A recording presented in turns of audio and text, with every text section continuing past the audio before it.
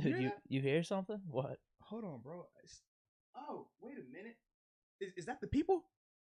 Oh, we got an announcement.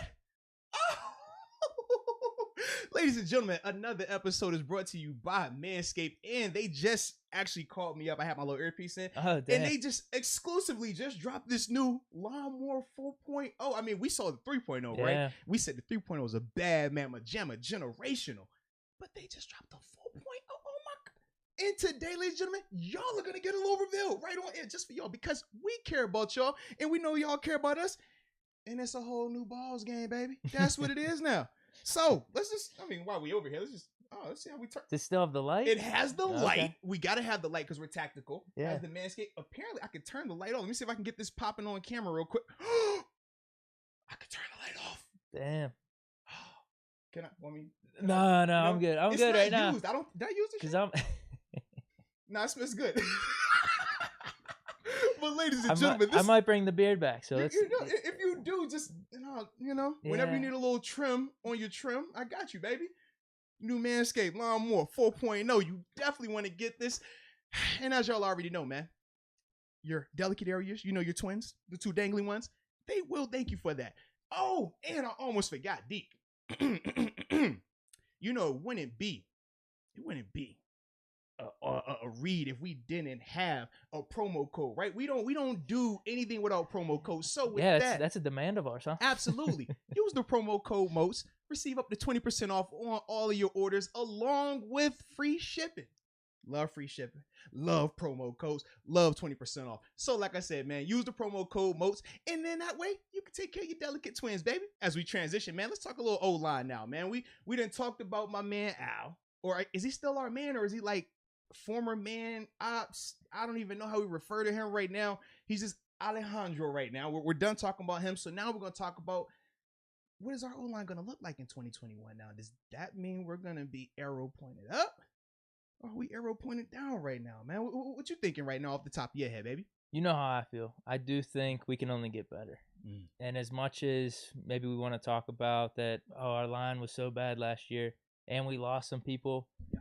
And the guys that we're replacing them with, there's a little bit of uncertainty. I like that uncertainty because we're going to have Dotson in as a full-time starter this year. Yeah.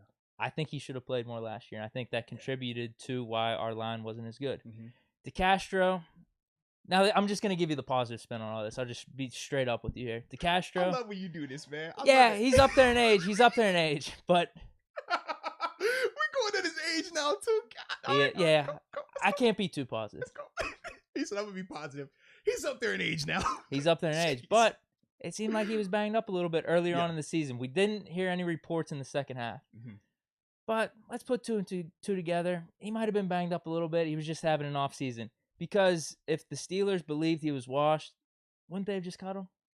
I mean, we talked because about there was a huge cap hit. Dude, we said that was the biggest reason why. I mean, they cut Steven Nelson, who we could still use right now. No question. We would have said I think it was 13, 14 million in terms of like that cap money, and at the time it was. Or we just would have resigned even important. Matt Fowler. Yeah, too. Seriously, we saw what Matt signed for. Was it 7 for or 3 it would have for saved 21 us or like whatever? $7 million. Absolutely, man. Yeah. So I'm thinking he's still got some left in the tank, and he'll be better than what he was last year. Now, before you keep going, we had somebody in the comment section ask, "Do you think DeCastro is on the hot seat this year?" This is from Call Me K. He might retire after this year. I didn't want to throw that out there, but I promise I was getting that same vibe. Like just seeing, I thought him and Al, honestly, if he doesn't play good, I don't know. I definitely was getting those same type of vibes. But when you think about DeCastro, he's one of those guys, man. Like he is so good at this game, but at the same time, I don't know if he has the same type of conviction that like Seven has. Like with Seven, we know Seven's gonna be that guy that like Brett Favre. Arm hanging off, leg dangling, and he's like, "Nah, I still want to come back." DeCastro doesn't give me that same type of vibe. So I do think that if he feels like his play declines and is like really declined, that he would much rather walk away than ever have to deal with the hard conversations of, are you going to come back, pay cuts, etc., and things like that. But that's another reason to think that he still got some left in the tank, because wouldn't he have just maybe done that after this season? I agree. Then that's the part where I do agree with you, and I do think that we're going to see a better version of DeCastro. Trust me, man, knowing DeCastro, being around him, seeing how he operates, he wasn't happy with that performance that he was putting out there last year. He knows he's a lot better than that and way more consistent than that. Add that Al called him out. I think he's got a little extra fuel to the fire there. And he's gonna need a new riding buddy. That's what you're telling me? No, I think this one. I think he's just rolling alone. This one. This last ride. No music on. Oh man. Straight to the office. All business, no play. Yep. Oh baby. I think that's what's happening. So that's two. That's the guard position right there. Yeah. Left tackle. We talked about Al. We've seen some of the bad games that he was having later on in the season. Yeah. It's pretty good earlier on in the season, but it seemed like he was costing us more than helping us. Yeah. Now we replace him with. Actually, who knows? We talk about this uncertainty. Yeah, I was like, is it Dan Moore? Is it Chooks? I think Chooks. Is that a wash? Is that an upgrade? I don't know, but I just told you we upgraded the guard positions right there. Okay. Castro being healthy. I hear you. And Dotson being in his second year playing the full season. Right. Okay. Center, are we saying upgrade? Maybe. You talked about it being upgrade in the running game. Okay. So we'll do that. We'll say a wash right there if Kendrick Green comes in and he starts. And then right tackle, Banner, I think that'll be an upgrade over Chooks for the right tackle position. Okay. I mean, he's a first-round talent, and this is one of the things that I was thinking in the draft a little bit too. We didn't address the tackle position early on. Mm-hmm. We probably looked at some of these guys and were like, man, Zach Banner was a first-round talent coming out. We've seen him day in and day out over these past like 2 or 3 years. I don't know for this season, right off the bat, they're going to be any better than Banner. Yeah. So let's just roll with Banner. There is uncertainty there. Like I said, there's uncertainty at some of these positions, but I'll take that over what we dealt with last year. So for me, I feel like the O-line is going to be a wash. And I feel like it has the potential to be better, but I think right now I'm putting it as a wash just for my grade, solely because I like Banner at right tackle. I think that, he obviously did beat out Chooks last year at right tackle going into the opener, and obviously got hurt 2 quarters into that game, so we never got a chance to see him from an elongated standpoint to see if he was really that good or not. But as a whole, I do feel confident with him at right tackle. When they were talking about him at left tackle, I didn't like that. I just didn't personally. He could show us something and that could be different, but I just felt personally more confident with him at right tackle. Now, when you talk about the guard position, DeCastro, I do think he'll be healthy this year. Do I think he's going to return to all pro, just all world form? I'm a little hesitant with that just because, like you already said, he is getting up in age. It's not like he's 22, 23 anymore. These injuries, it adds up. When you keep playing it longer, the older you get, it take a lot longer to get it warmed up. It take a lot longer to get it cooled down. It's just one of them things, man. It sucks. It's called life, all right? So that's the part where I'm just like, I think he'll be a better version than last year, but I don't think it returns to how it was a couple of years ago where he's so dominant. It doesn't matter who's at right tackle next. Did he make a Pro Bowl last year? I think he did. That was him and Pouncey, right? I'm about to say it was plenty. If I remember correctly, Pouncey did make it. And we both said, how? He might have made all pro. Yeah, we both said, how? How did this happen? How? What's going on here? Because we were watching the same thing. I think you're right. That's what I mean. DeCastro might make another Pro Bowl. We were just like, especially if he's like, going to improve. What is this? Now, in terms of the center position, I do think that, number one, from a snapping standpoint, we will have an upgrade. I think we will. It's funny, we laugh about it now, but we weren't laughing. We weren't laughing in the wild card game. We weren't laughing in the Rams game a year prior to that. We weren't laughing anytime a snap rolled on the ground or what's hot. We didn't laugh at all of that. So I do think that from a consistent snap standpoint, I forgot about the Rams game. Yeah. So and it was the same. That was the same exact thing. It was like the first play of the game. Exactly. So to me, I'm just like, I do think that part is an upgrade. I do think from a run game standpoint, if you're having Kendrick Green out there, it's going to be an upgrade. I think with BJ or JC, it'll be more of a wash. I don't think those guys move people to the same extent. But the two parts where I just say it's a wash at center is because Pouncey, what he gives you in terms of leadership, what he gives you in terms of understanding the blitz pickups and the different twists, he is the focal point. He's the guy who communicates that. Not DeCastro, not Dotson. It wasn't Fowler. It wasn't Al. It wasn't Chooks. Pouncey is the guy who does all that. So now you're either going to have a guy who we think is a better player than JC and BJ, and talking about Kendrick. We think Kendrick's better, but not as experienced in terms of the communication. He wouldn't be making those checks by himself. That's not going to be put on him. So to me, I'm just like, all right, if we get that part, well, I lose the veteran leadership, the experience, and all those other things. If I go with BJ or JC, I have a little bit, it's not going to be on the same par as Pouncey, but they're going to be higher up in terms of their understanding of the blitzes and the schemes, but athletically they're going to be limited. So I feel like I'm stuck either way with that. So that's why I say that the center position will more likely be a wash. I think Dotson's 17 game starter will be an upgrade over Fowler. Fowler played really good to me last year. This is the reason why he got paid the way he got paid, and he could play right tackle, which he's going to go out there and do. Obviously, that's his better position, but I think Dotson as a full-time starter is definitely going to upgrade there. The big question is at left tackle. We could talk about Chooks. We could talk about Dan. Either guy inexperienced at the NFL level at left tackle. Either guy has holes in their games from a consistency standpoint. Either guy way better at run blocking than pass blocking, right? In terms of, well, actually, no, I'll say this. Dan better as a run blocker than pass blocking. With Chooks, I feel like Chooks pass blocks well. You think he's suited better for left tackle, maybe? I think he's a better athlete. It's just that left tackle wasn't open whenever he was competing for a spot. Put it like this. I do think that's the reason why they're putting him over there is because he's the better athlete between him and Banner. I think Banner is built for right tackle. Banner is built to run block. He reminds me, now he's not to the same skill level, but his build reminds me of like a Mitchell Schwartz, just a taller version, a little bit bigger version and stuff like that.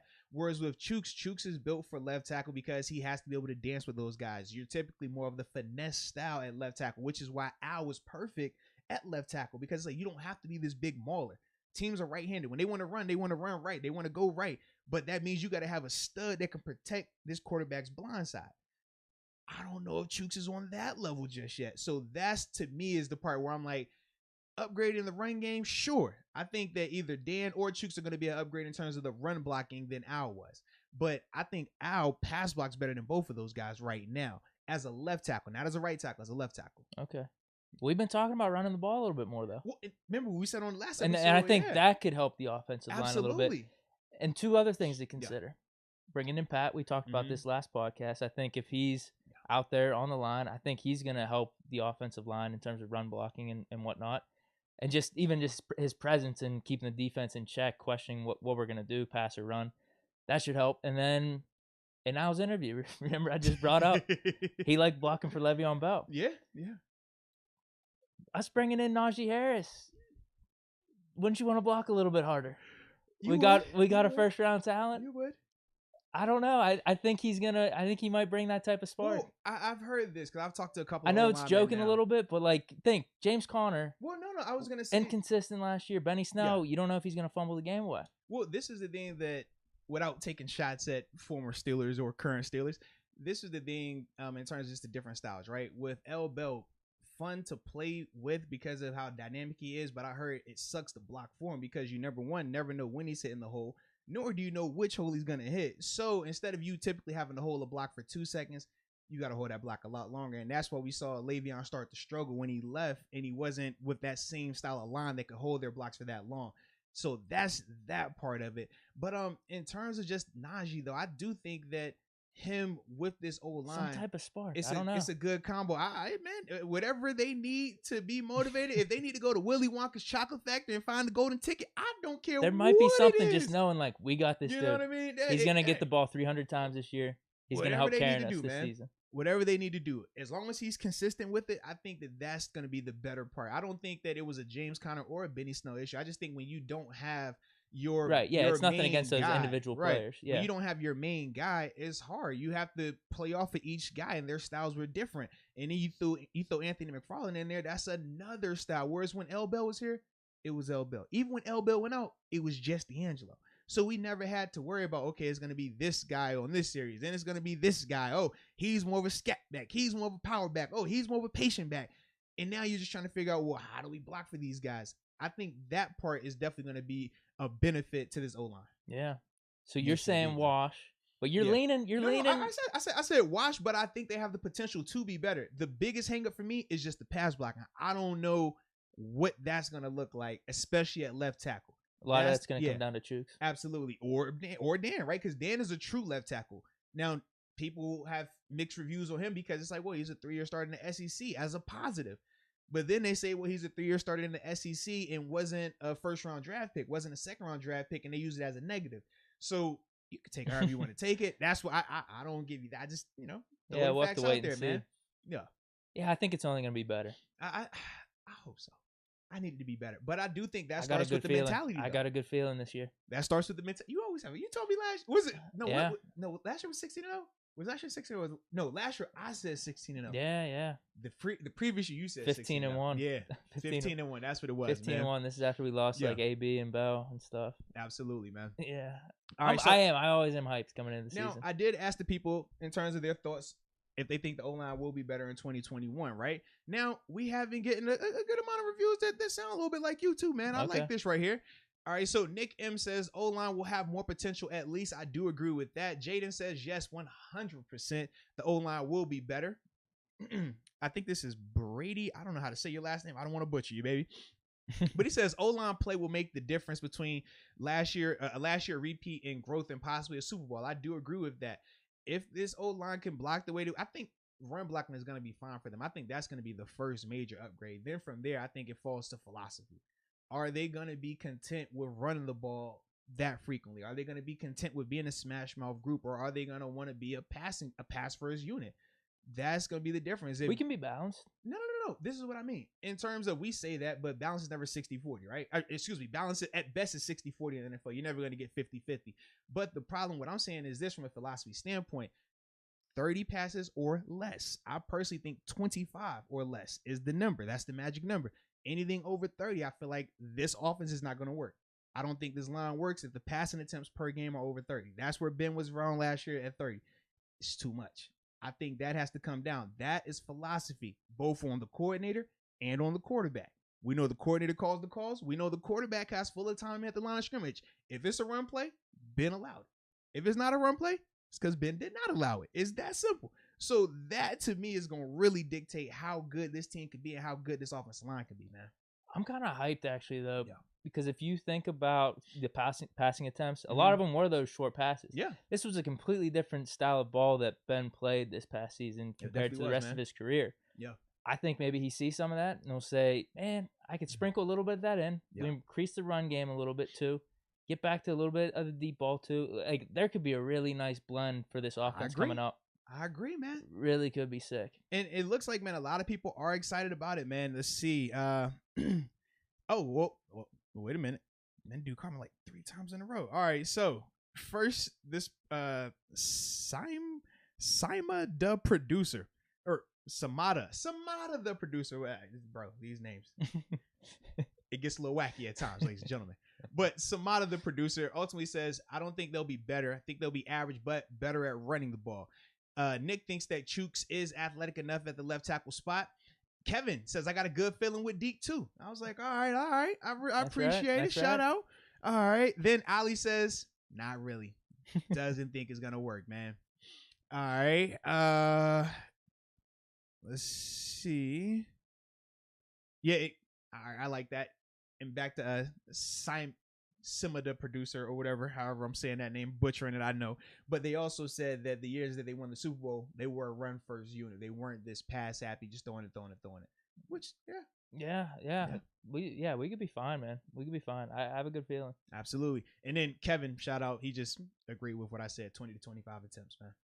I think that's the sweet spot. I think that, man, he does that. This offense can operate at a high level. I think these guys can run block at a high level like that. And ultimately, I think Najee's a guy, you feed him. The more he gets the ball, the more he's going to wear on defenders. He doesn't like a back that breaks down. He looks like a guy that's built for this. He has the size that we said that if we were going to pick and choose who we thought was better for the AFC North, we said that Najee fits that because of the size that he plays with, whereas Eaton, he's smaller. So we know that Najee should be able to be that bruiser, that just punisher, like we would see so many times with L. Bell, where it's just build up. Then in the fourth, he's hitting you 15 yards, 20 yards, 15 yards, 20 yards, just gashing you. That's what I think this can be, as long as those attempts are limited, though.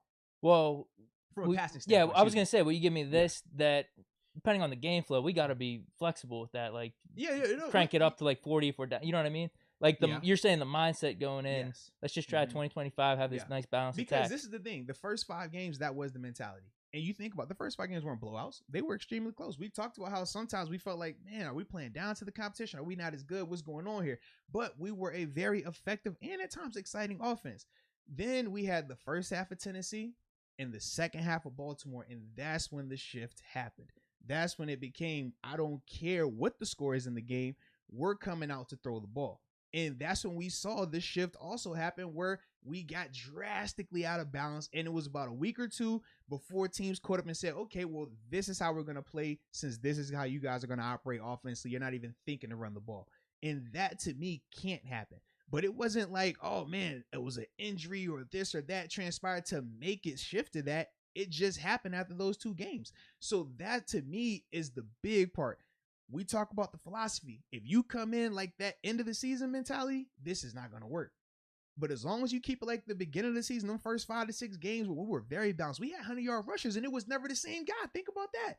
We saw it happen in multiple ways. Effective running. That's what we started talking about, right? You don't have to have a stud. Just effective run the ball. Effectively run it. When we were doing that, we were fine. We looked really good. Defense wasn't on the field too much. Offense was staying in drives. It was good across the board. That's what we got to get back to. Yeah, it sucks because that Colts second half, we flipped the switch. Yeah. We started playing really well. And the Browns game in Week 17, it was Mason starting, so we didn't get really a feel. And then the wild card game, I'm not saying we weren't thinking about doing that. We don't know what the game plan was. I mean, we gave up 21 points in like the first 5 minutes, so it's just tough. I wonder if that maybe was more of the strategy going into that Browns game, but we just couldn't do that because we got down so really quickly. Well, I guess we'll never know. That's what I mean. I don't know. I don't know. Maybe everyone is thinking this already, Yeah. But it's one of them things, man. Like, I'm hoping so, but that to me is going to be the big difference between how good this team can be. If they got that mentality where they want to run this rock, man, I think Ben can light it up for 20 to 25 attempts. I think that is perfect for him, man. He has more than enough arm, and he has the weapons around him. You talk about Pat, you talk about Chase, you talk about I'm loving this Juju, offense. Ebron, Najee. Like, we got James Washington's still the forgotten guy. We know he can still do his thing. Like, they got pieces. I'm really excited about this offense. If the offensive line does improve, even in the running game, it seems like that's a foregone conclusion that that's going to happen. That can only help everything else. Yeah, I'm hoping so, man. We should be good, though. You don't draft Najee Harris in the first round if you're not thinking like, dude, this offense is going to be explosive. Nor do you draft Pat Fryman in the second round if you don't think this offense is going to be explosive, man. Or have some type of faith in your line where it's just like, this is going to be a little bit better than last year at least. Absolutely. If that's the case, we add these dudes, it's over. It's over. Bro.